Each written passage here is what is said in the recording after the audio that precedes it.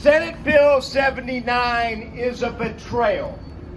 San Francisco is being betrayed by our own elected representative and perhaps by all of our local representatives in Sacramento. This bill puts dollars before people. It hands over our power to those who see our neighborhoods as commodities instead of communities. And I'm here to tell you that we deserve leaders who care more about the people they represent than the checks that they collect. Yes. This fight, my friends, is about respect. It is about respect for our history.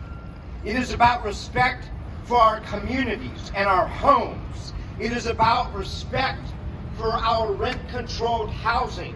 It is about respect for our elders. It is about respect for our neighborhoods. And if our leaders can't put people before developer money, then we need to find new leaders who will. I know it feels like we're in dark times, and a lot of people say to me about Mayor Lurie's upzoning, about SB 79, why bother? We can't win. It's all stacked against us. I'm here to tell you that is not true. When we all organized and the Board of Supervisors opposed Scott Wiener's Senate Bill 50, it lost. It lost. That's right. When Scott Wiener tried to get San Francisco out from under the jurisdiction of one of the most successful environmental pieces of legislation in the United States of America, the California Coastal Act, when he introduced Senate Bill 951, that for the first time in 50 years would take San Francisco out of the Coastal Commission's jurisdiction, the San Francisco Board of Supervisors voted 8-3 to oppose Senate Bill 951 in the senator's home district, and he amended the bill to take that out. So when we organize, when we hold our politicians accountable, we win. But we've got to fight a heck of a lot harder.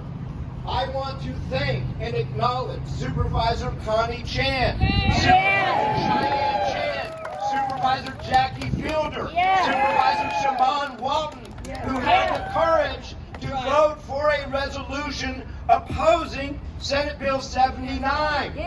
But they did not have the support of Mayor Lurie, and they lost on a 7-4 vote. And SB 79 is moving ahead. So we have to hold those 7 supervisors accountable so that we can do what we did only a couple of years ago on SB 50, on SB 951. And then let me say this. We have 3 people who represent us in Sacramento. Scott Wiener, who is the king of betrayal. And you know, it's funny, I'm looking at this gentleman's sign that says Robert Moses plus Justin Herman equals Scott Wiener.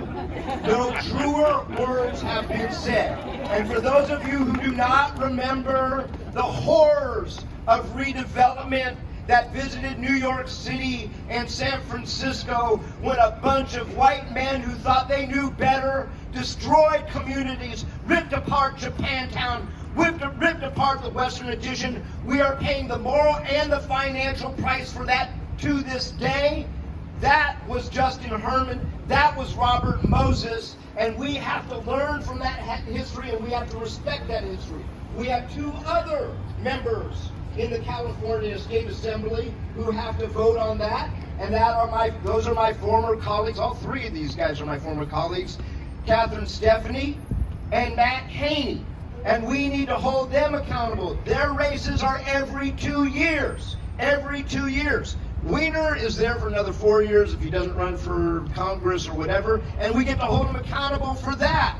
So let's all come together.